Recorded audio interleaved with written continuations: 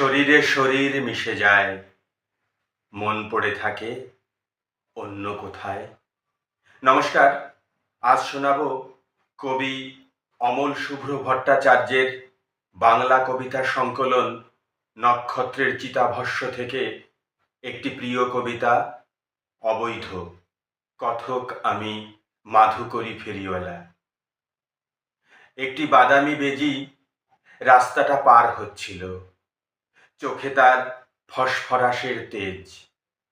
রাস্তার পাশে সরে দাঁড়ালো সাপটা, হঠাৎ বলে উঠল, বাহ কি সুন্দর।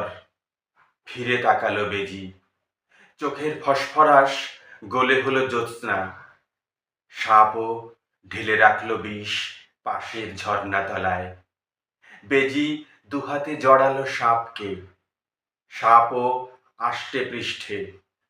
নিশুতি রাতে শুরু হলো শরীর শরীর খেলা। নমস্কার।